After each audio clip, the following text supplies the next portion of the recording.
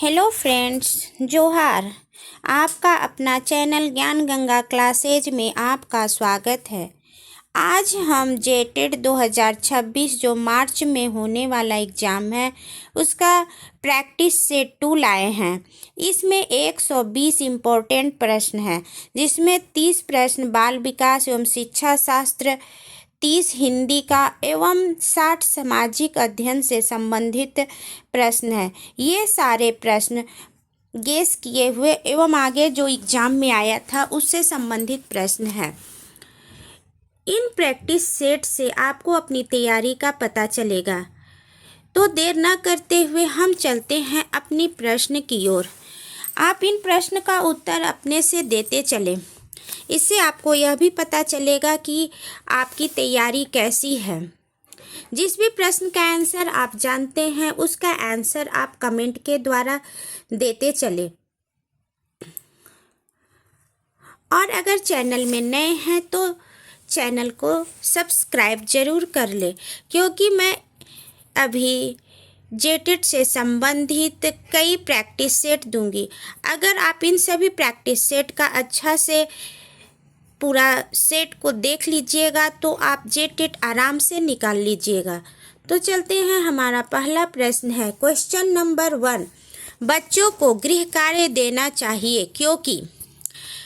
Friends, अगर आप जेटेड निकालना है तो आपको बाल विकास एवं शिक्षा शास्त्र का जो 30 प्रश्न है उसमें से कम 25 प्रश्न तो एकदम सही करना होगा।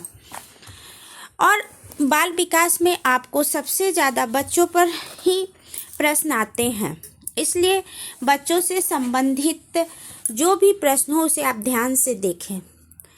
तो बच्चों को गृह कार्य देना क्यों चाहिए? इससे बच्चा घर पर भी पढ़ता है, इससे बच्चा शैतानी नहीं करता है, इससे अध्यापक को अपनी शिक्षण प्रक्रिया की सफलता का पता चलता है। गृह कार्य एक बोझ नहीं है। तो इसका सही आंसर है कि बच्चों को गृह कार्य देना चाहिए, क्योंकि इससे अध्यापक को अपनी शिक्षण प्रक्रिया की सफलता का पता चलता है। इसका सही आंसर है सी। फ्रेंड्स, मैं ऑप्शन इसलिए बोलती हूँ ताकि उतना देर में आप जल्द से जल्द सही प्रश्न का आंसर आप दे लीजिए, क्योंकि वहाँ पर आपको टाइम नहीं मिलेगा और आपको 150 प्रश्न का आंसर करना होगा। इसलिए आपको जल्दी प्रश्नों का आंसर देना होगा। क्वेश्चन नंबर 2, बच्चों को कविता किस प्रकार पढ़ानी चाहिए? बच्चों को कविता पाठ गीत गाते हुए कराना चाहिए। बच्चों को सही सुरताल में कविता पाठ करना चाहिए। कविता बच्चों को आनंद प्रदान करता है। कविता पढ़ाते समय उसके कठिन शब्दों को बतलाना चाहिए। यहाँ पूछा गया है कि बच्चों को कविता किस प्रकार पढ़ानी चाहिए। फ्रेंड्स, मैं अपने सभी वीडियो में व्याख्या के साथ बताती हूँ, लेकिन यहाँ पर 120 प्रश्न है, इसलिए मैं जल्दी इसका आंसर बताऊँगी, क्योंकि यह प्रैक्टिस सेट है। इसमें आपको भी अपना प्रैक्टिस देखना है कि आपका तैयारी कैसा है। तो इसका सही आंसर है बी, बच्चों को कविता किस प्रकार पढ़ानी चाहिए? तो बच्चों को सही सुरताल में कविता पाठ करना चाहिए। क्वेश्चन नंबर 3, बच्चों को भ्रमण के लिए ले जाना चाहिए क्योंकि इससे बच्चों का मन लगता है। प्रत्यक्ष दर्शन करके छात्र ज़्यादा सीखते हैं। भ्रमण करते समय बच्चे शोर नहीं मचाते हैं। भ्रमण से उनका मनोरंजन होता है। तो बच्चों को भ्रमण के लिए इसलिए ले जाना चाहिए क्योंकि प्रत्यक्ष दर्शन करके छात्र ज़्यादा सीखते हैं। इसका सही आंसर है बी। अगला प्रश्न है, बच्चों की लेखन क्षमता बढ़ाने के लिए क्या करना चाहिए? ज़्यादा से ज़्यादा गृह कार्य देना चाहिए। श्रुति लेख का अभ्यास कराना चाहिए। बच्चों से देखकर या सुनकर लिखने का अभ्यास कराकर किसी की कसम देकर लिखने के लिए प्रेरित करना चाहिए। तो बच्चों की लेखन क्षमता को बढ़ाने के लिए बच्चों से देखकर या सुनकर लिखने का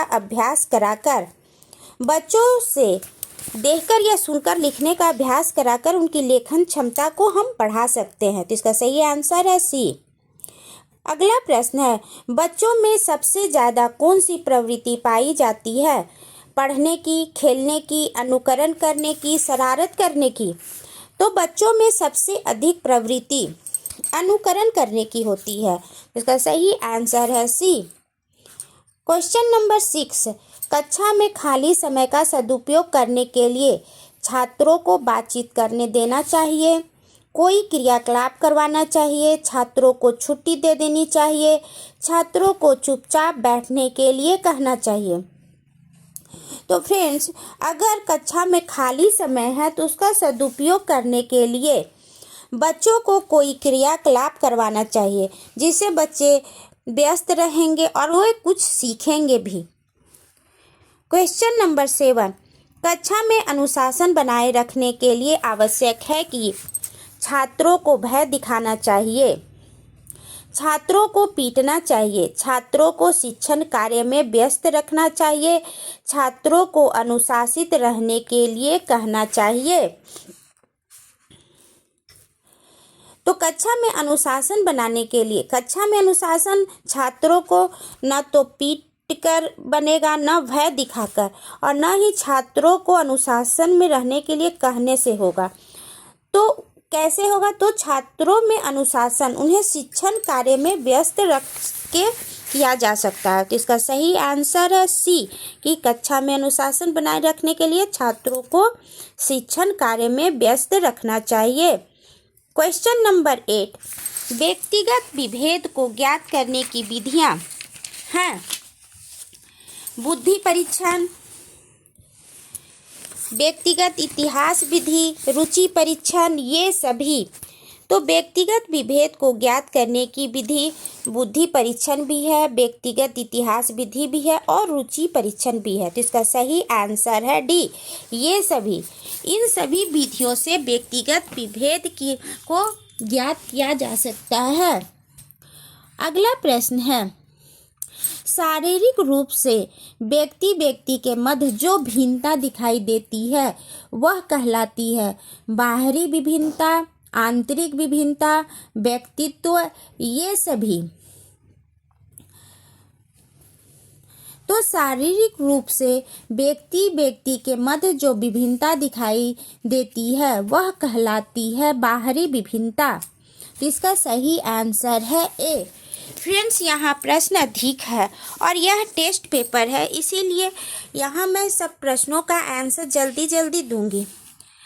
आप ध्यान से देखें और इन प्रश्नों का आंसर जिसका भी आप जानते हैं आप कमेंट के द्वारा बताते चले या अपने नोटबुक में लिखते जाए और अंत में मिलाए कि आपका कितना प्रश्न सही हुआ है। और अगर अभी तक ले आप वीडियो को नए हैं और वीडियो में नए हैं और चैनल को सब्सक्राइब नहीं किए हैं तो जल्द से जल्द चैनल को सब्सक्राइब कर ले। क्वेश्चन नंबर 10, बाह्य रूप से दो व्यक्ति एक समान है लेकिन वे अन्य आंतरिक योग्यताओं की दृष्टि से समरूप नहीं है, ऐसी व्यक्तिगत विभिन्नता कहलाती है व्यक्तित्व, बाह्य विभिन्नता, आंतरिक विभिन्नता, इनमें से कोई नहीं। तो बाह्य रूप से दो व्यक्ति एक समान है लेकिन ये अन्य आंतरिक योग्यताओं की दृष्टि से समरूप नहीं है, तो यह किस विभिन्नता को बताता है? तो यह आंतरिक विभिन्नता का चिन्ह है, यह आंतरिक विभिन्नता को बताता है। तो इसका सही आंसर है सी। अगला प्रश्न है, संगठित व्यक्तित्व में निम्नांकित पक्ष विकसित होते हैं मानसिक, संवेगात्मक, सामाजिक, ये सभी। तो संगठित व्यक्तित्व में मानसिक पक्ष भी विकसित होता है, संवेगात्मक भी होता है और सामाजिक भी। तो इसका सही आंसर है डी, ये सभी पक्ष विकसित होते हैं। अगला प्रश्न है, मनोविज्ञान है। मनोविज्ञान क्या है? सामाजिक विज्ञान है, विधायक विज्ञान है, शुद्ध विज्ञान है या प्राकृतिक विज्ञान है?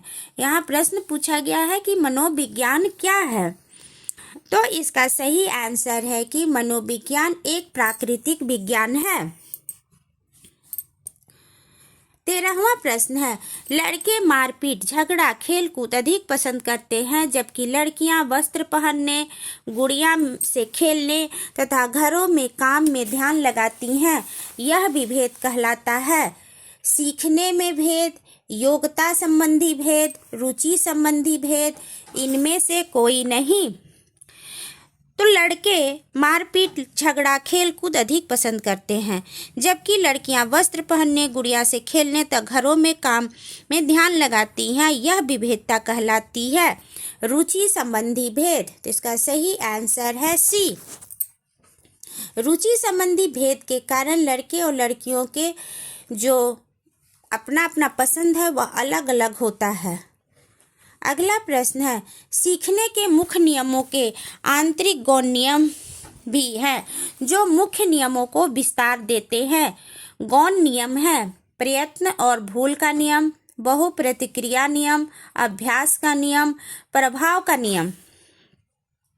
सीखने के मुख्य नियमों के आंतरिक गौण नियम भी है जो मुख्य नियमों को विस्तार देते हैं। गौण नियम है बहुप्रतिक्रिया नियम। तो इसका सही आंसर है बी।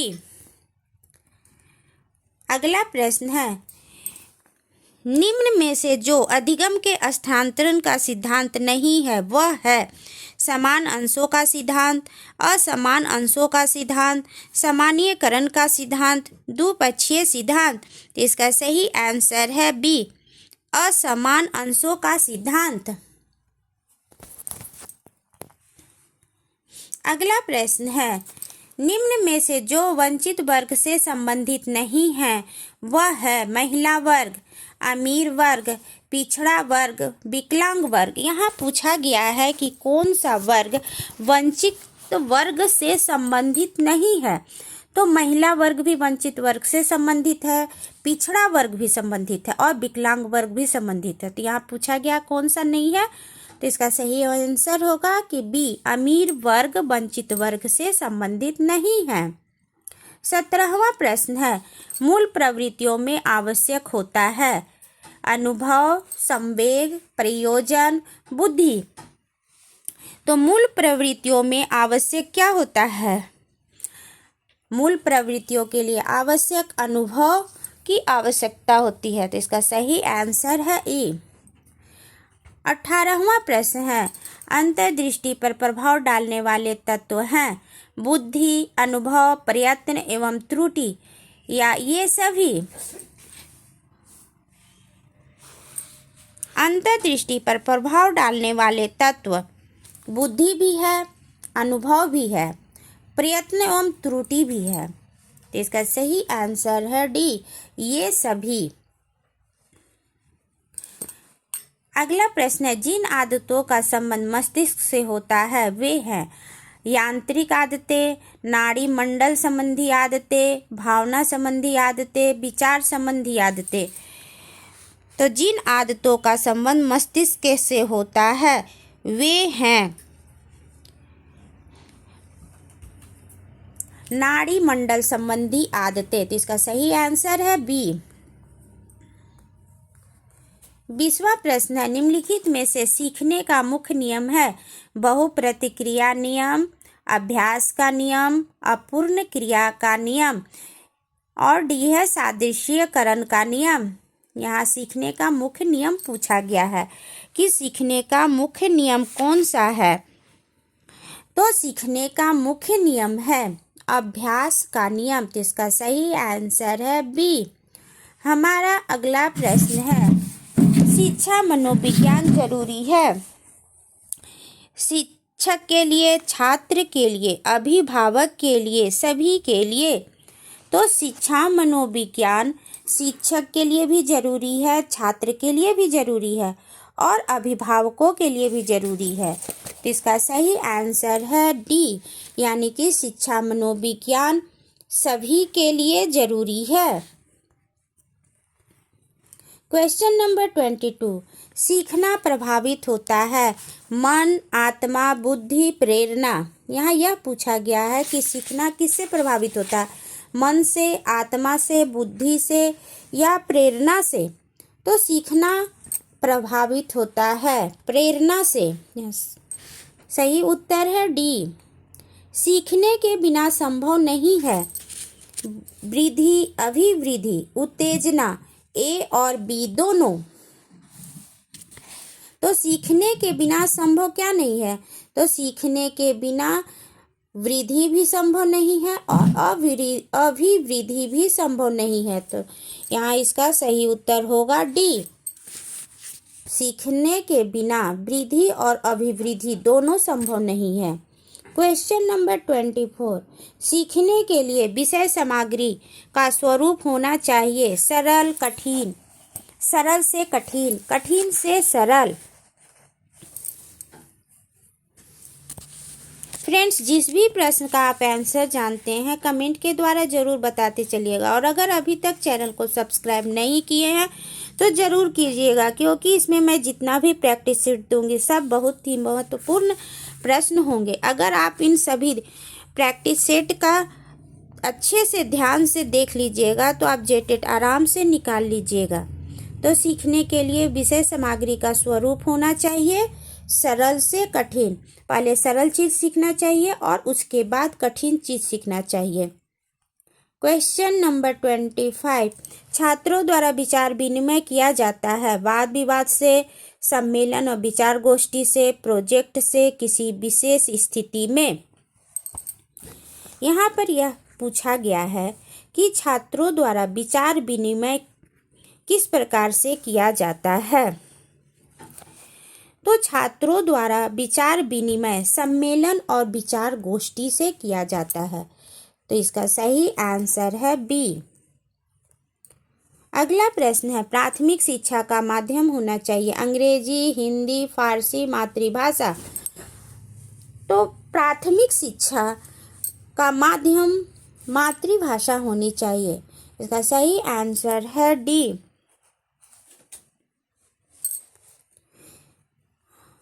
Question number 27। बच्चों की प्रारंभिक शिक्षा प्रारंभ होती है स्कूल से, पड़ोस से, परिवार से, इनमें से कोई नहीं। तो बच्चों की प्रारंभिक शिक्षा कहाँ से प्रारंभ होती है? बच्चे सबसे पहले अपने परिवार से ही बाहर निकलते हैं। परिवार से वो पड़ोस में जाते हैं, फिर बड़े होते हैं तब स्कूल जाते हैं। तो इसलिए बच्चों की प्रारंभिक शिक्षा परिवार से प्रारंभ होती है। तो इसका सही उत्तर होगा सी। Question number 28। गांधी निम्न में से किस शिक्षा प्रणाली के जनक माने जाते हैं? नर्सरी प्रणाली, प्राथमिक शिक्षा प्रणाली, बेसिक शिक्षा प्रणाली, मॉन्टेसरी प्रणाली। फ्रेंड्स, अगर आप बाल विकास और शिक्षा शास्त्र में पढ़ना है तो आपको बच्चों के बारे में पढ़ना होगा और उनका वृद्धि किस प्रकार से होता है और जो भी नियम हैं उन सब बारे में अगर आप ध्यान से पढ़ लेते हैं तो आपका 30 में से 25 नंबर जरूर ही आ जाएगा। गांधी निम्न में से किस शिक्षा प्रणाली के जनक माने जाते हैं? तो गांधी मॉन्टेसरी प्रणाली के जनक माने जाते हैं। अगला प्रश्न है अन्वेषण और प्रयोगशाला विधि द्वारा निम्नलिखित में से किन विषय समूहों को पढ़ाया जाना चाहिए? विज्ञान एवं गणित, सामाजिक विषय, भाषा साहित्य, इनमें से कोई नहीं। अन्वेषण और प्रयोगशाला विधि द्वारा विज्ञान एवं गणित विषय समूहों को पढ़ाया जाना चाहिए। और बाल विकास शिक्षा शास्त्र का अंतिम प्रश्न है गणित विषय को पढ़ने के लिए निम्न में से सर्वाधिक उपयुक्त विधि है? विश्लेषण विधि, संश्लेषण विधि, ए और बी दोनों विधि, प्रयोगशाला विधि। तो गणित विषय को पढ़ने के लिए विश्लेषण विधि भी उपयुक्त है और संश्लेषण विधि भी उपयुक्त है। तो इसका आंसर होगा सी, क्योंकि इसमें ए और बी दोनों दिया गया है। फ्रेंड्स, आप देखें कि आपको बाल विकास एवं शिक्षा शास्त्र में 30 में कितना नंबर आया। और अभी तक अगर आप चैनल को सब्सक्राइब नहीं किए हैं तो चैनल को सब्सक्राइब जरूर कर ले। अगला भाग भाषा हिंदी में मैं 30 प्रश्न लेके आई हूँ। ये सभी बहुत ही महत्वपूर्ण प्रश्न और इसी प्रकार से जेटेट में भी प्रश्न आएंगे। इसे भी आप ध्यान से देखें और जिस प्रश्न का आंसर जानते हैं उसे कमेंट के द्वारा बताते चले।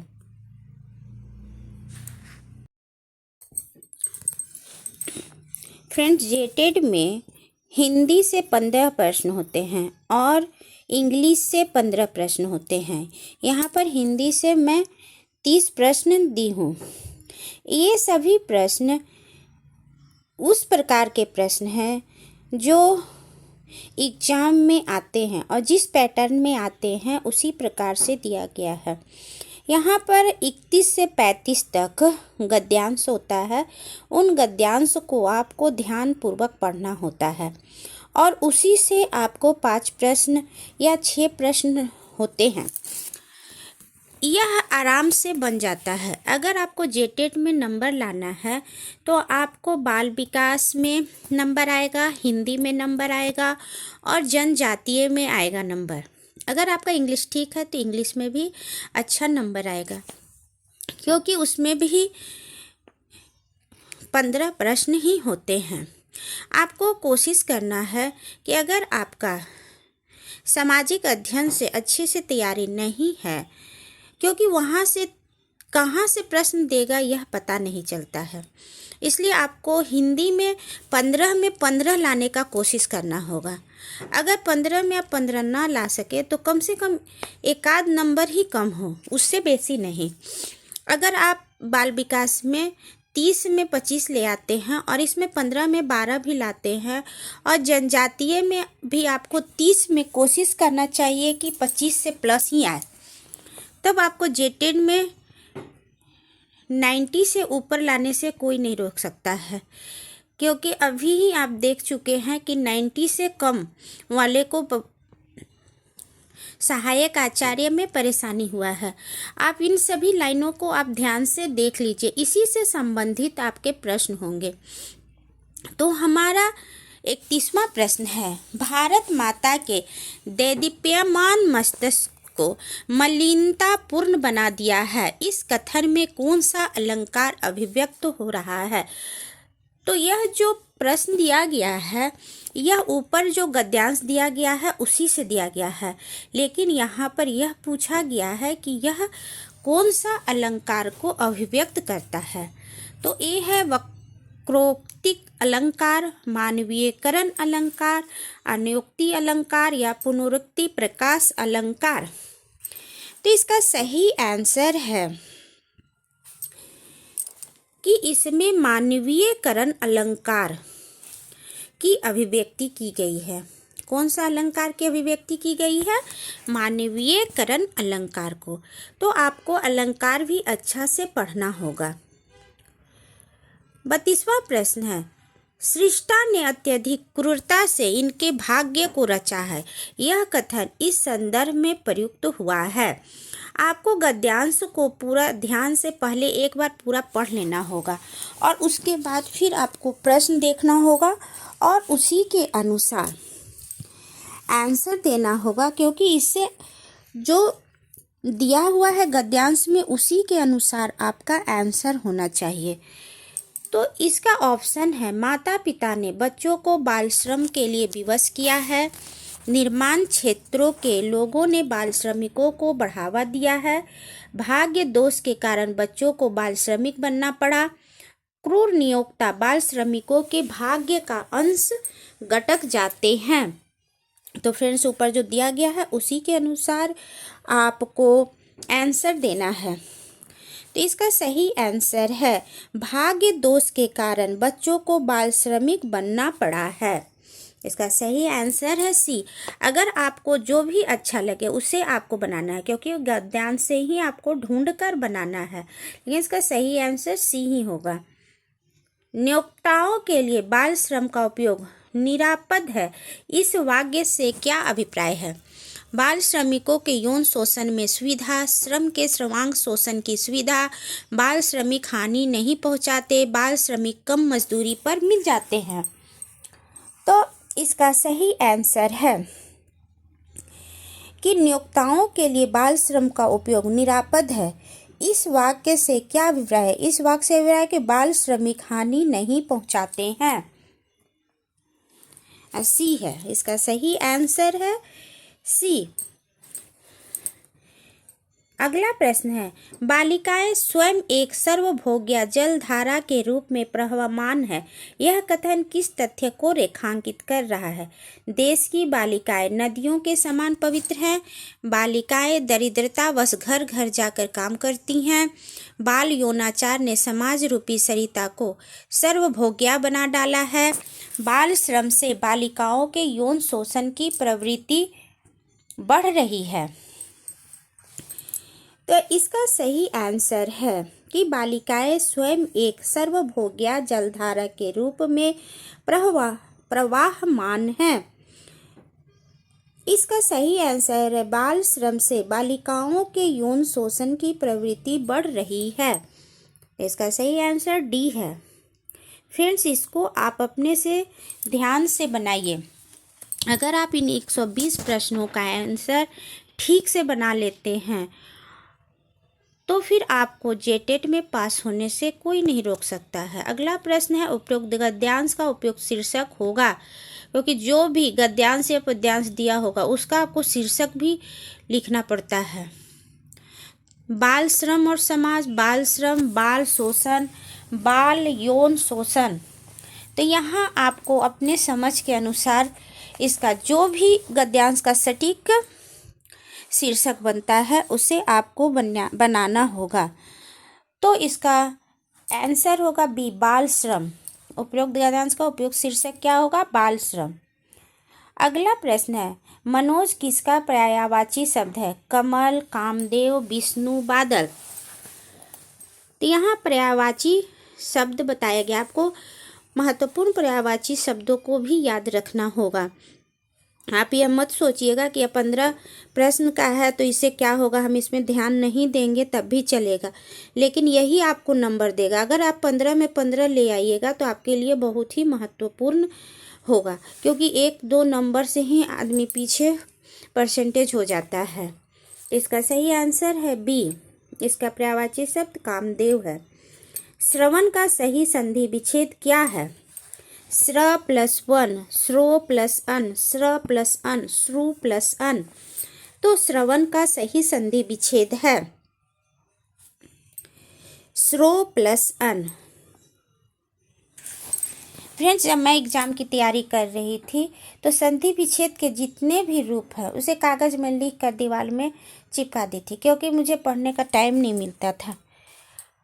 और उससे इतना याद हो गया, अगर आप उसके जितने भी भेद है उसे ध्यान से आप पढ़ लीजिएगा, उसे बनाने सीख लीजिएगा, तो फिर कोई भी शब्द आएगा तो उसे आप आराम से बना लीजिएगा।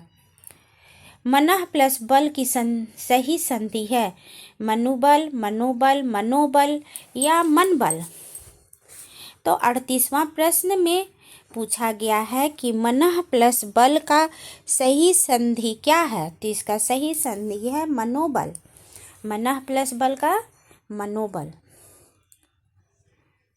अगला प्रश्न है, हसाना क्रिया क्या है? सकर्मक, अकर्मक, प्रेरणार्थक या संयुक्त क्रिया? तो हसाना एक प्रेरणार्थक क्रिया है। फ्रेंड्स, आप प्रश्न का आंसर जल्दी जल्दी देते चलिए, क्योंकि वहाँ आपको समय नहीं मिलेगा और उतने ही समय में आपको 150 प्रश्न का आंसर देना होगा। तो प्रैक्टिस सेट से आपको यह फ़ायदा होता है कि आपको प्रश्न का आंसर देने का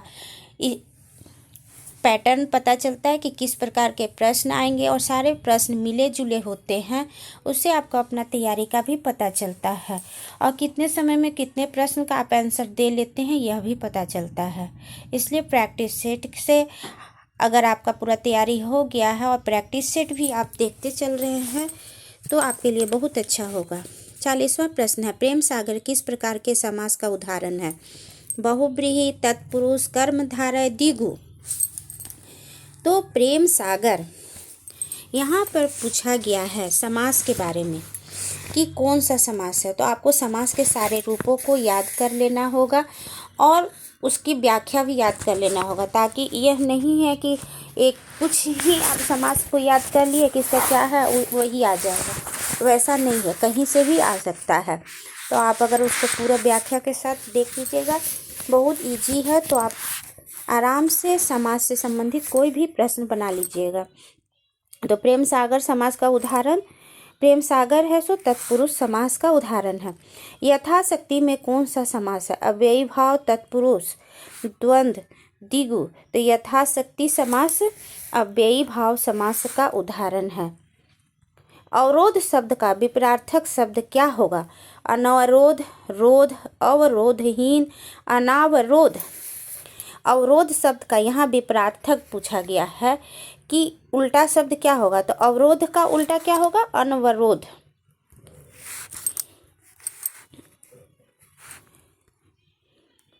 किसी को रुकावट डालना, उसका उल्टा होगा किसी को रुकावट नहीं डालना। 43वां प्रश्न है, जो आकाश में विचरण करता हो के लिए एक शब्द क्या होगा? यानी आपको पूरा व्याकरण पढ़ना होगा, पर्यायवाची शब्द सब, फिर अनेक शब्दों के एक शब्द, समास, संधि सब पढ़ना होगा।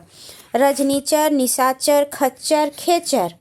तो जो आकाश में विचरण करता है उसका एक शब्द है खेचर। आकाश में विचरण करने वाले को क्या कहते हैं? खेचर।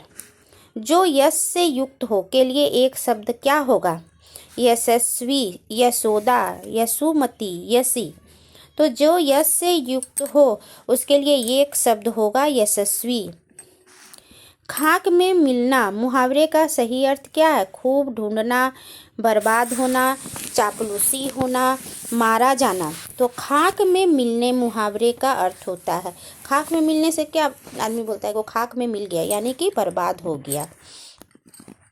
पीठ ठोकना मुहावरे का सही अर्थ क्या है? बढ़ावा देना, कष्ट देना, रहस्य बताना, साहस दिखाना। तो कहा जाता है कि किसी का आदमी कोई अच्छा काम करता है, कोई बच्चा अच्छा करता है तो उसे टीचर क्या करते हैं? पीठ ठोकते हैं, यानी उसको बढ़ावा देते हैं कि तुम अच्छा काम किया। इसका मुहावरा का सही अर्थ होगा बढ़ावा देना। बुद्धि बल से वित्ती बड़ी होती है, बुद्धि बल से बड़ी होती है किस लोकप्रिय कहावत का अर्थ है? अंधे के हाथ बटेर, अज्जल गगरी छलकत जाए, अकल बड़ी या भैंस अपनी डफली अपना राख। तो बुद्धि बल से बड़ी होती है। यह अकल बड़ी या भैंस कहावत का अर्थ है। अकल बड़ी या भैंस यानी कि बुद्धि बल से बड़ी होती है। निम्न में किस शब्द की वर्तनी शुद्ध है? कौशल्या। यह तो एक प्रश्न जरूर होगा वर्तनी शुद्ध करने के लिए। कौशल्या, कौशल्या, कौशल्या या कौशल्या। यहाँ पर आपको वर्तनी शुद्ध करके दिखाना है कि इसमें से कौन सा शुद्ध है। तो इसका सही शब्द शुद्ध वर्तनी है कौशल्या। विषाद शब्द का विपरीतार्थक शब्द कौन सा है? निषाद, प्रसाद, दुख, हर्ष। तो विषाद शब्द का विपरीतार्थक शब्द होता है। विषाद में क्या होता है? दुख। तो दुख का उल्टा क्या होता है? खुशी। तो विषाद का क्या होगा? हर्ष। गगनचुंबी में कौन सा समास है? द्वंद्व, तत्पुरुष, बहुव्रीहि, अव्ययी भाव। यहाँ पर समास पूछा गया है कि कौन सा समास है? गगनचुंबी, गगन को चूमने वाला। तो इसका सही आंसर है तत्पुरुष समास। माथा ठनकना मुहावरे का सही अर्थ क्या है? सिर दर्द होना, माथा घायल होना, सोचना, संदेह होना। तो माथा ठनकना, कोई कहता है ना उसको देख के मेरा माथा ठनक गया, तो यानी कि उस पर संदेह हो गया। तो इसका सही आंसर डी। मनोहर में कौन सी संधि है? गुण संधि, वृद्धि संधि, विसर्ग संधि, दीर्घ संधि। तो मनोहर में विसर्ग संधि है। फ्रेंड्स, यहाँ पर बहुत सारे 120 प्रश्न का आंसर बताना है, इसलिए मैं जल्दी जल्दी इन प्रश्नों का आंसर बताते जा रही हूँ। संतोष का सही संधि विच्छेद होगा सम प्लस तोष, सन प्लस तोष, सह प्लस तोष, समन प्लस तोष। तो संतोष का सही संधि विच्छेद है सम प्लस तोष। क्वेश्चन नंबर 54, प्रत्येक किस समास का उदाहरण है? तत्पुरुष समास, बहुव्रीहि समास, अव्ययी भाव समास, द्विगु समास। तो प्रत्येक किस समास का उदाहरण है? अव्ययी भाव समास का। फ्रेंड्स, यहाँ मैं पैटर्न बता रही हूँ कि इस प्रकार का पैटर्न से आपके प्रश्न आने वाले हैं, तो इस तरह उससे आपको व्याख्या के साथ अच्छा से पढ़ना होगा। और यहाँ पर आप जो पढ़े हैं उसका आपका यहाँ पर एग्जाम है कि आप इसमें से कितना सही आप कर रहे हैं। त्रिभुज में कौन सा समास है? द्विगु समास, द्वंद्व समास, तत्पुरुष समास, अव्ययी भाव समास। तो त्रिभुज में कौन सा समास है? तीन भुजाओं, जिसका तीन भुजा हो तो गिनती है यहाँ, तो यह है द्विगु समास। पतंग शब्द का कौन सा अर्थ नहीं होता है? सूर्य, पक्षी, कीट, घोड़ा। पतंग शब्द का कौन सा अर्थ नहीं होता है? तो पतंग शब्द का घोड़ा अर्थ नहीं होता है। निम्न में से कौन सा शब्द घोड़ा का पर्यायवाची नहीं है? यह हमारा अगला प्रश्न है। बाजी, तुरंग, हरी, करीवर। यहाँ पर पूछा गया है कि घोड़ा शब्द का पर्यायवाची क्या नहीं है? तो बाजी भी घोड़ा का है पर्यायवाची, तुरंग भी है और हरी भी है। तो कौन सा नहीं है यहाँ पूछा गया है? तो करीवर नहीं है। तो इसका सही आंसर होगा डी। कौन सा सुम्मिलित नहीं है? यहाँ पर सुम्मिलित का पूछा गया है। अधिकांश प्रश्न नहीं में होते, इसलिए प्रश्न को पढ़ना भी जरूरी है, क्योंकि हम आधा प्रश्न देखें और उसको टिक मार दिए, नहीं है और है में दे दिए, तो आपका गलत हो जाएगा। इहलोक परलोक, उच्च निम्न, सगुण निर्गुण, गुप्त रहस्य। तो इहलोक परलोक क्या है? यह विपरार्थक है। उच्च निम्न यह भी है, सो उल्टा है, विपरार्थक है। सगुण निर्गुण ये भी विपरार्थक है। तो इसमें सुम्मिलित कौन नहीं है? इसको भी विपरार्थक होना चाहिए, लेकिन गुप्त और रहस्य दोनों पर्यायवाची हैं। तो इसका सही आंसर है डी, क्योंकि जब ये तीन को विपरार्थक है और इसमें अलग कौन है? डी, क्योंकि यह पर्यायवाची है। क्वेश्चन नंबर 59, जिसका तेज समाप्त हो गया हो के लिए एक शब्द क्या है? निस्तेज, तेजस्वी, तेजी, तीव्र।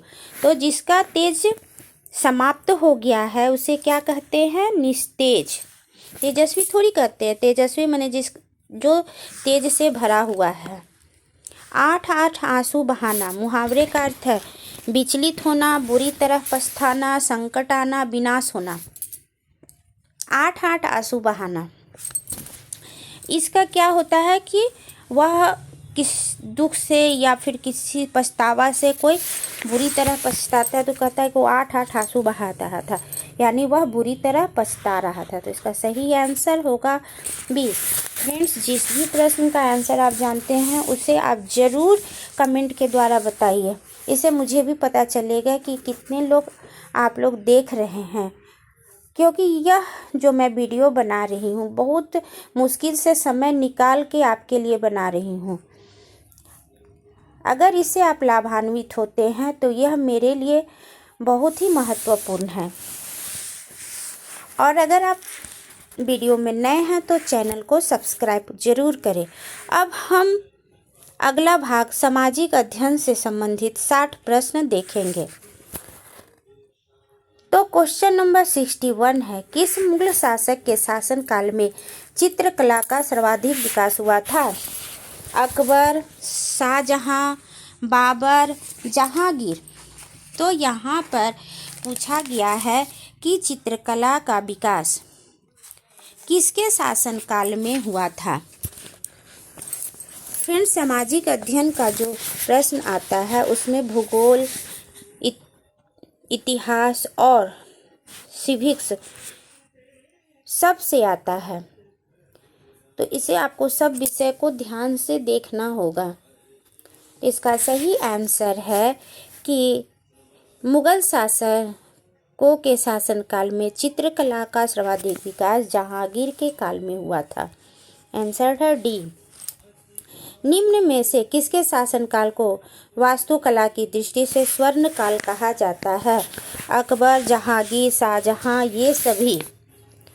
तो आप सभी लोग जानते हैं कि किसके शासनकाल में सबसे ज़्यादा भवन निर्माण हुआ? ताजमहल, लाल किला, ये सभी के निर्माता कौन थे? तो शाहजहां। तो शाहजहां के काल को स्वर्ण काल कहा जाता है। शाहजहां ने आगरा का ताजमहल किसकी स्मृति में बनवाया था? रोशन आरा, गुलबदन बेगम, नूरजहां, मुमताज महल। फ्रेंड्स, इसका आंसर तो आप लोग सब कोई जानते ही होंगे, तो इसका आंसर आप कमेंट के द्वारा ज़रूर बताएं कि शाहजहां ने आगरा का ताजमहल किसकी स्मृति में बनाया था। अगला प्रश्न है, किस मुगल बादशाह ने हिंदुओं पर जजिया नामक कर लगाया था? जहांगीर, शाहजहां, औरंगजेब, ये सभी। तो हिंदुओं पर जजिया नामक कर औरंगजेब ने लगाया था। क्वेश्चन नंबर 65, जाटों ने सर्वप्रथम किसके नेतृत्व में 1669 ईस्वी में औरंगजेब के विरुद्ध विद्रोह किया? गोकुल, राजाराम, चूड़ामन, सूरजमल। तो जाटों ने सर्वप्रथम गोकुल के नेतृत्व में 1669 ईस्वी में औरंगजेब के विरुद्ध विद्रोह किया। फ्रेंड्स, यहाँ बहुत ही महत्वपूर्ण प्रश्न दिए हुए हैं एवं सटीक प्रश्न है जो आने वाले एग्जाम के लिए बहुत ही गेस प्रश्न है। गुरु ग्रंथ साहिब का संकलन किस सिख गुरु ने किया? गुरु नानक, गुरु अर्जन देव, गुरु हर राय, गुरु गोविंद सिंह। तो गुरु ग्रंथ साहिब का संकलन गुरु अर्जुन देव ने किए थे। आंसर है बी। अगला प्रश्न है, निम्न में से किस सिख गुरु ने खालसा सेना की स्थापना तथा पाहुल पर्व का प्रवर्तन किया? गुरु अर्जुन देव, गुरु तेग बहादुर, गुरु हरगोविंद सिंह, गुरु गोविंद सिंह। फ्रेंड्स, बहुत मेहनत करके ढूंढ कर मैं आपके लिए बहुत ही महत्वपूर्ण प्रश्न लाती हूँ और बहुत ही मुश्किल से समय निकाल के वीडियो बनाती हूँ, इसलिए वीडियो को लाइक, शेयर और सब्सक्राइब जरूर कीजिएगा। इसका सही आंसर है गुरु गोविंद सिंह। गुरु गोविंद सिंह ने खालसा सेना की स्थापना तथा पाहुल पर्व का प्रवर्तन किया था।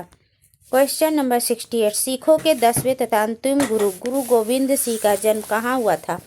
अमृतसर, लुधियाना, पटना, दिल्ली। तो गुरु गोविंद सिंह का जन्म पटना में हुआ था। भारतीय इतिहास में राजा बनने वालों के नाम से प्रसिद्ध सैयद बंधु कौन थे? माने भारतीय इतिहास में राजा बनाने वाले के नाम से प्रसिद्ध सैयद बंधु कौन थे? अब्दुल्ला खां एवं हुसैन अली, अब्दुल्ला खां एवं सदादत खां, चिनकिलीज खां एवं सदादत खां, मुर्शिद कुली खां एवं हुसैन अली। तो यहाँ पर राजा बनाने वाले के नाम से प्रसिद्ध सैयद बंधु का असली नाम पूछा गया है कि असली नाम क्या था? तो सैयद बंधु के नाम से जो प्रसिद्ध थे उनका असली नाम अब्दुल्ला खां एवं हुसैन अली था। यह बहुत ही महत्वपूर्ण प्रश्न है। यह बहुत बार ही अनेक ही एग्जाम में आ चुका है। यहाँ पर मैं जो भी सामाजिक अध्ययन से प्रश्न दे रही हूँ यह केवल जेटेट के लिए ही नहीं, सीटेट के लिए भी बहुत ही महत्वपूर्ण है और अन्य एग्जाम के लिए भी ये प्रश्न बहुत ही महत्वपूर्ण है। अगला प्रश्न, किस मुगल शासक ने ईस्ट इंडिया कंपनी को बंगाल में व्यापार करने का विशेष अधिकार प्रदान किया था? मोहम्मद शाह, फर्रुखसियर, बहादुर शाह प्रथम, अहमद शाह। तो बंगाल में व्यापार करने का विशेषाधिकार ईस्ट इंडिया कंपनी को फर्रुखसियर ने दिया था। क्वेश्चन नंबर 71, नादिर शाह ने 1739 ईस्वी में किस मुगल बादशाह के कार्यकाल में दिल्ली पर आक्रमण किया था? फर्रुखसियर, अहमद द्वितीय, आलमगीर द्वितीय, मोहम्मद शाह। तो नादिर शाह ने मोहम्मद शाह के शासनकाल में दिल्ली पर आक्रमण किया था और उसे मयूर सिंहासन छीन लिया था। शिवाजी की राजधानी कहाँ अवस्थित थी? तोरण, रायगढ़, पूना, मावल। तो शिवाजी की राजधानी रायगढ़ में अवस्थित थी। अगला प्रश्न है, किस शासक की मंत्रिपरिषद को अष्टप्रधान की संज्ञा दी गई थी? शिवाजी, कृष्णदेवराय, अकबर, चंद्रगुप्त द्वितीय। तो अष्टप्रधान की संज्ञा शिवाजी के मंत्रिपरिषद को दिया गया था। तो इसका सही आंसर है ए। अगला प्रश्न है, मराठा प्रशासन में चौथ एवं सरदेशमुखी क्या था? मराठा प्रशासन में चौथ एवं सरदेशमुखी क्या था? सेना का भाग, तोपखाना, एक प्रकार का कर या कोई पद था? तो मराठा प्रशासन में चौथ एवं सरदेशमुखी एक प्रकार का कर था।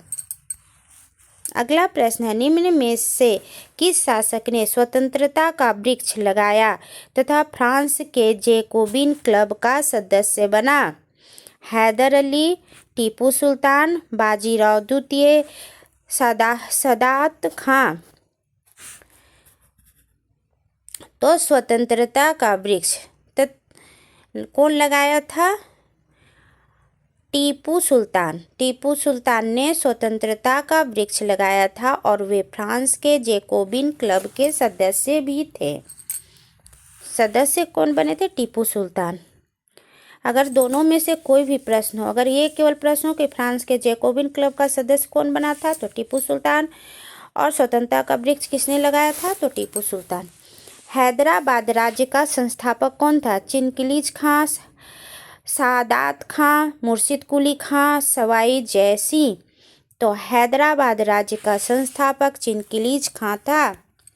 फ्रेंड्स, जिस भी प्रश्न का आंसर आप जानते हैं, 120 प्रश्न में से आपका कितना प्रश्न सही हुआ, यह आप कमेंट के द्वारा तो ज़रूर ही बता सकते हैं। इससे मेरा और हौसला बढ़ेगा और मैं और भी अच्छे प्रश्न लेकर आपके लिए प्रैक्टिस सेट लाऊंगी। जयपुर नगर की स्थापना किसने की? मानसिंह ने, अमर सिंह ने, राणा प्रताप ने या सवाई जयसिंह ने? तो जयपुर नगर की स्थापना सवाई जयसिंह ने की थी। पानीपत का तृतीय युद्ध 1761 ईस्वी किनके मध्य लड़ा गया था? मराठा अफगान के बीच, मराठा मुगल के बीच, अफगान मुगल के बीच, अफगान टीपू सुल्तान के बीच। तो पानीपत का तृतीय युद्ध, पानीपत का पहला युद्ध किसके हुआ था? इसे आपका उसका सब युद्ध को आपको याद करना होगा। पानीपत का पहला युद्ध बाबर ने किया था। तो पानीपत का तृतीय युद्ध किसके बीच हुआ था? मराठा और अफगान के बीच। भारत में सर्वप्रथम आने वाले यूरोपीय व्यापारी कौन थे? अंग्रेज, पुर्तगाली, डच, फ्रांसीस। तो भारत में सर्वप्रथम आने वाले यूरोपीय व्यापारी पुर्तगाली थे। हमारा अगला प्रश्न, भारत आने वाला सबसे पहला पुर्तगाली कौन था? Columbus, Francisco de Almeida, Albuquerque, Vasco da gamma. तो भारत आने वाला सबसे पहला पुर्तगाली वास्को डी गामा था, जो 1498 ईस्वी में भारत आया था। कब आया था? 1498 ईस्वी में। यह ईस्वी भी आप याद कर लीजिएगा। भारत में पहला पुर्तगाली गवर्नर था Vasco da Gama, Nuno da Cunha, Afonso de Albuquerque, Francisco de Almeida. तो भारत में पहला पुर्तगाली गवर्नर था फ्रांसिस्को डी अल्मीडा। सही आंसर रेडी। डचों ने अपनी पहला कारखाना कहाँ स्थापित किया? पुलिकट में, सूरत में, मुसलीपट्टम में, चिनसूरा में। तो डचों ने अपनी पहला कारखाना पुलिकट में नहीं किया था, मुसलीपट्टम में भी नहीं किया था, चिनसूरा में भी नहीं किया। तो कहाँ किया था? सूरत में। तो इसका सही आंसर है बी। डचों का भारत से अंतिम पतन अंग्रेजों के साथ हुई किस लड़ाई से हुआ था? यहाँ पूछा गया है कि डच अंग्रेजों से अंतिम रूप से कहाँ से, किस युद्ध के बाद हारे थे? बांडीवास का युद्ध, बेदरा का युद्ध, प्रथम कर्नाटक युद्ध या सप्तवर्षीय युद्ध? तो डचों का भारत से अंतिम पतन अंग्रेजों के साथ किस लड़ाई में हुआ था? तो बेदरा के युद्ध के बाद हुआ था। Question number 84, east India company की स्थापना कब की गई? 1600 ईस्वी में, 1602 ईस्वी में, 1608 ईस्वी में, 1615 ईस्वी में? तो ईस्ट इंडिया कंपनी की स्थापना 1600 ईस्वी में हुआ था। क्वेश्चन नंबर 85, ब्रिटेन के सम्राट जेम्स प्रथम के राजदूत के रूप में जहांगीर के दरबार में आने वाला यात्री कौन था? Ralph Finch, Thomas Roe, Edward Terry, Robert Clive. तो इसका आंसर है टॉमस रो। विश्व की सबसे व्यस्त व्यापारिक नदी कौन सी है? राइन, गंगा, टिग्रिस, टेम्स। तो विश्व की सबसे व्यस्त व्यापारिक नदी राइन है। विश्व का सबसे बड़ा पार्क कहाँ अवस्थित है? गिर राष्ट्रीय उद्यान Bharat, wood buffalo national park Canada, Yellowstone national park USA, Sagarmatha national park Nepal. कि यहाँ पर पूछा गया है कि सबसे बड़ा विश्व का नेशनल पार्क कहाँ अवस्थित है। तो सबसे बड़ा नेशनल पार्क कनाडा में है, वुड बेफोल नेशनल पार्क। सवाना घास का मैदान कहाँ पाया जाता है? यह ज्योग्राफी से प्रश्न है। यूएसए, दक्षिण अमेरिका, अफ्रीका, रूस। तो सवाना घास का मैदान अफ्रीका में पाया जाता है। वेल्ड घास का मैदान कहाँ पाया जाता है? अमेरिका, दक्षिण अफ्रीका, ऑस्ट्रेलिया, न्यूजीलैंड। तो वेल्ड घास का मैदान दक्षिण अफ्रीका में पाया जाता है। फ्रेंड्स, अब जल्दी जल्दी हम सारे प्रश्नों का आंसर देंगे। ऑप्शन बताते बताते आप अपना जो भी आंसर है उसे आप टिक करते चलिए। निम्नलिखित में से कौन सा युग्म सुमेलित नहीं है? घास के मैदान, प्राप्ति स्थल। यहाँ बताया गया है कि यह घास का मैदान और प्राप्ति स्थल सुमेलित है कि नहीं, और कौन सा सुमेलित नहीं है? Downs Australia, Pampas Argentina, prairie USA, steppe Bharat. तो यहाँ पर यह पूछा गया कि क्या यह घास के मैदान यहाँ पर अवस्थित है? तो स्टेपी भारत में अवस्थित नहीं है। तो इसका सही आंसर होगा डी। क्वेश्चन नंबर 91, विश्व का सबसे बड़ा प्रायद्वीप है? ग्रीनलैंड, भारत, इंडोनेशिया, इनमें से कोई नहीं। तो विश्व का सबसे बड़ा प्रायद्वीप है इंडोनेशिया। क्वेश्चन नंबर 92, चक्रवात के केंद्र में होता है? निम्न दाब, समदाब, उच्च दाब, इनमें से कोई नहीं। तो चक्रवात के केंद्र में निम्न दाब होता है। क्वेश्चन नंबर 93, पेट्रोलियम एवं कोयला किन चट्टानों में पाया जाता है? आग्नेय, अवसादी, कायांतरित, ये सभी। पेट्रोल एवं कोयला अवसादी चट्टान में पाया जाता है। विश्व में रेशमी वस्त्र का सबसे बड़ा उत्पादक देश है? जापान, भारत, यूएसए, चीन। विश्व में रेशमी वस्त्र का सबसे बड़ा उत्पादक देश चीन है। आंसर है डी। मानचित्र पर वायुदाब की समान स्थिति दर्शाने वाली रेखाएं क्या कहलाती है? आइसोबात, आइसोबार, आइसोकोर, आइसोकेप। तो मानचित्र पर वायुदाब की समान स्थिति दर्शाने वाली रेखा आइसोबार कहलाता है। तो सही आंसर है बी। क्वेश्चन नंबर 96, भारत का क्षेत्रफल संपूर्ण विश्व के क्षेत्रफल का कितना प्रतिशत है? 2.42%, 2.84%, 3.22%, 4.52%। तो भारत का क्षेत्रफल संपूर्ण विश्व के क्षेत्रफल का केवल 2.42% है। क्षेत्रफल की दृष्टि से भारत का विश्व में स्थान है छठा, सातवां, आठवां, नौवां। यहाँ पर क्षेत्रफल की दृष्टि से भारत का विश्व में स्थान पूछा गया है। तो क्षेत्रफल की दृष्टि से भारत का विश्व में स्थान सातवां है। भारत की स्थलीय सीमा की लंबाई कितनी है? 2,933 किलोमीटर, 3,214 किलोमीटर, 15,200 किलोमीटर, 17,320 किलोमीटर। यहाँ भारत की स्थलीय सीमा का लंबाई पूछा गया है कि भारत की स्थलीय सीमा की लंबाई कितना है? तो भारत की स्थलीय सीमा की लंबाई 15,200 किलोमीटर है। द्वीपों सहित भारत के तट रेखा की लंबाई कितना है? अब पूछा गया है कि द्वीप, भारत में जितने द्वीप है, तभी तो केवल स्थल भाग का लंबाई पूछा गया था ना। अभी पूछा गया कि द्वीप सहित। यहाँ पर सभी प्रकार के प्रश्न दिए गए हैं ताकि आप किसी भी प्रश्न में नहीं फंसिएगा। 6,100 किलोमीटर, 6,200 किलोमीटर, 6,700 किलोमीटर या 7,516.5 किलोमीटर। इसका सही आंसर है 7,516.5 किलोमीटर। और हमारा 100वां प्रश्न है, कर्क रेखा भारत के कितने राज्यों से होकर गुजरती है? 7, 8, 9, 10। फ्रेंड्स, इस पर भी मेरा एक वीडियो बनाया हुआ है कि कर्क रेखा भारत के कितने राज्यों से होकर गुजरती है। अगर आप सब्सक्राइब किए होंगे तो ज़रूर उस वीडियो को आप देखे होंगे। तो कर्क रेखा भारत के 8 राज्यों से होकर गुजरती है। भारतीय मानक समय एवं ग्रीनविच समय में अंतर है।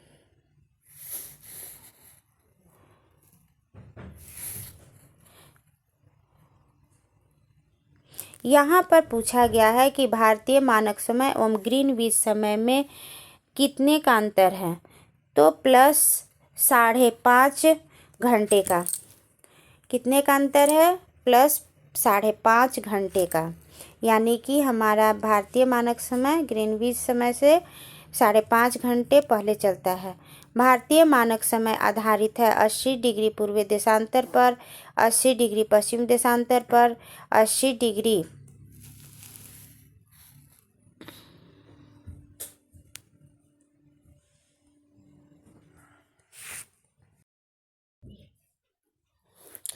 अगला प्रश्न, भारतीय मानक समय आधारित है 80 डिग्री पूर्वी देशांतर पर, 80 डिग्री पश्चिमी देशांतर पर, 80 डिग्री 30 मिनट पूर्वी देशांतर पर, 82 डिग्री 30 मिनट पश्चिमी देशांतर पर। तो भारतीय मानक समय आधारित है 80 डिग्री 30 मिनट पूर्वी देशांतर पर। हमारा अगला प्रश्न है, भारतीय राज्यों में किस राज्य की सबसे अधिक लंबी तटरेखा है? तमिलनाडु, केरल, आंध्र प्रदेश, गुजरात। तो भारतीय राज्यों में सबसे लंबी तटरेखा गुजरात की है। क्षेत्रफल की दृष्टि से भारत का सबसे बड़ा राज्य कौन सा है? यह हमारा अगला प्रश्न है। मध्य प्रदेश, राजस्थान, महाराष्ट्र, उत्तर प्रदेश। तो क्षेत्रफल की दृष्टि से भारत का सबसे बड़ा राज्य राजस्थान है। भारत की प्रादेशिक जल सीमा समुद्री तट से कितनी समुद्र मील की दूरी तक है? 12 मील, 24 मील, 36 मील, 112 मील। तो भारत की प्रादेशिक जल सीमा समुद्र तट से 12 मील समुद्री मील की दूरी तक है। तो सही आंसर होगा ए। अगला प्रश्न है, निर्विरोध चुने जाने वाले एकमात्र राष्ट्रपति थे? यह हमारा सिविक्स से प्रश्न है। राजेंद्र प्रसाद, ज्ञानी जैल सिंह, नीलम संजीव रेड्डी, APJ अब्दुल कलाम। तो निर्विरोध चुने जाने वाले एकमात्र राष्ट्रपति थे नीलम संजीव रेड्डी। हमारा अगला प्रश्न है, राष्ट्रपति पर महाभियोग का आरोप संसद के किस सदन द्वारा लगाया जाता है? राज्यसभा, लोकसभा, संसद के किसी भी सदन द्वारा, इनमें से कोई नहीं। तो राष्ट्रपति पर महाभियोग का आरोप संसद के किसी भी सदन द्वारा लगाया जाता है। सर है सी। कोई व्यक्ति राष्ट्रपति पद के लिए अधिकतम कितनी बार निर्वाचित हो सकता है? 1 बार, 2 बार, 3 बार, कोई सीमा नहीं है। तो कोई भी व्यक्ति राष्ट्रपति के लिए कितने भी बार निर्वाचित हो सकता है, इसका यानी कि कोई सीमा नहीं है। राष्ट्रपति को पद एवं गोपनीयता की शपथ कौन दिलवाता है? उपराष्ट्रपति, उच्चतम न्यायालय के मुख्य न्यायाधीश, प्रधानमंत्री, लोकसभा अध्यक्ष। तो राष्ट्रपति को पद एवं गोपनीयता की शपथ उच्चतम न्यायालय के मुख्य न्यायाधीश दिलाते हैं, यानी सुप्रीम कोर्ट के जो मुख्य जज होते हैं वही हैं सो राष्ट्रपति को शपथ दिलाते। उपराष्ट्रपति के निर्वाचक मंडल में शामिल होते हैं सिर्फ राज्यसभा के सदस्य, सिर्फ लोकसभा के सदस्य, राज्यसभा एवं लोकसभा के निर्वाचित सदस्य, राज्यसभा एवं लोकसभा के सदस्य। तो उपराष्ट्रपति के निर्वाचक मंडल में शामिल होते हैं राज्यसभा एवं लोकसभा के सदस्य। आंसर होगा डी। भारत के उपराष्ट्रपति को पद से कौन हटा सकता है? मंत्रिमंडल की सलाह से राष्ट्रपति, राष्ट्रपति की सम्मति से लोकसभा, लोकसभा की सम्मति से राज्यसभा, राष्ट्रपति की सम्मति से राज्यसभा। तो भारत के उपराष्ट्रपति को पद से कौन हटा सकता है? लोकसभा की सम्मति से राज्यसभा, लोकसभा की सम्मति से राज्यसभा भारत के उपराष्ट्रपति को हटा सकता है। राज्यसभा की बैठकों का सभापतित्व कौन करता है? राष्ट्रपति, उपराष्ट्रपति, प्रधानमंत्री, राज्यसभा का उपसभापति। तो राज्यसभा की बैठकों का सभापति उपराष्ट्रपति करता है। उपराष्ट्रपति राज्यसभा का पदेन अध्यक्ष होता है। किस एकमात्र उपराष्ट्रपति की मृत्यु पद पर आसीन रहते हुए हुई?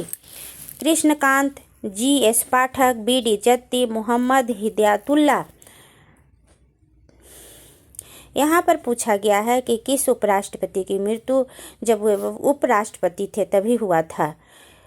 तो कृष्णकांत उपराष्ट्रपति जब थे तभी उनकी मृत्यु हो गई थी। तो इसका सही आंसर है ए। निम्न में से कौन संसद का स्थायी एवं उच्च सदन है? लोकसभा, राज्यसभा, ए एवं बी दोनों, इनमें से कोई नहीं। तो निम्न में से कौन संसद का स्थायी सदन है एवं उच्च सदन किसे कहा जाता है? राज्यसभा को, क्योंकि यह कभी भंग नहीं होता है। हमारा 115वां प्रश्न है, राष्ट्रपति द्वारा राज्यसभा में कितने सदस्यों को मनोनीत किया जाता है? 10, 11, 12, 14। तो राष्ट्रपति द्वारा राज्यसभा में 12 सदस्यों को मनोनीत किया जाता है। भारत में योजना निर्माण के उद्देश्य है राष्ट्रीय आय में वृद्धि, आय और संपत्ति में असमानताओं को घटाना, निर्धनता उन्मूलन। ये सभी भारत में योजना निर्माण के उद्देश्य है राष्ट्रीय आय में वृद्धि, आय और संपत्ति में असमानताओं को घटाना, निर्धनता को खत्म करना, यानी कि ये सभी। तो इसका सही आंसर होगा डी। 117वां प्रश्न, पंचवर्षीय योजना बनाने की जिम्मेदारी किसकी है? प्रधानमंत्री कार्यालय का, राष्ट्रीय विकास परिषद का, योजना आयोग का, ग्राम पंचायत का। तो पंचवर्षीय योजना बनाने की जिम्मेदारी योजना आयोग का है। पंचवर्षीय योजना का अंतिम प्रारूप कौन अनुमोदित करता है? केंद्रीय मंत्रिमंडल, राष्ट्रीय विकास परिषद, योजना आयोग, ये सभी। यह हमारा 118वां प्रश्न है। पंचवर्षीय योजना का अंतिम प्रारूप, पंचवर्षीय योजना का अंतिम प्रारूप राष्ट्रीय विकास परिषद अनुमोदित करता है। कौन करता है? राष्ट्रीय विकास परिषद।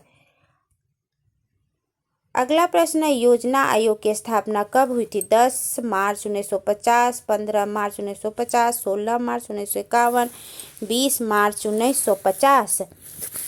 तो योजना आयोग की स्थापना 15 मार्च 1950 को हुआ था। और आज का हमारा अंतिम प्रश्न है, योजना आयोग का पदेन अध्यक्ष होता है प्रधानमंत्री, योजना मंत्री, वित्त मंत्री, कैबिनेट सचिव। तो योजना आयोग का पदेन अध्यक्ष प्रधानमंत्री होता है। फ्रेंड्स, यहाँ मैंने 120 प्रश्नों का आंसर दिया। इससे आप उत्तरमाला में भी इन सारे प्रश्नों का आंसर आप देख सकते हैं। मुझे पूर्ण उम्मीद है कि वीडियो काफ़ी आपके लिए लाभदायक होगा एवं आपको भी काफ़ी पसंद आया होगा और इस प्रैक्टिस सेट से आप काफ़ी लाभान्वित होंगे। इसलिए वीडियो को लाइक करें, आपके दोस्त भी लाभान्वित हो, इसलिए दोस्तों को शेयर करें और चैनल को सब्सक्राइब करना ना भूलें। बेल आइकन को प्रेस कर दें ताकि अगले वीडियो का नोटिफिकेशन सबसे पहले आपके पास पहुँचे। मिलते हैं अगले प्रैक्टिस सेट के साथ। बाय।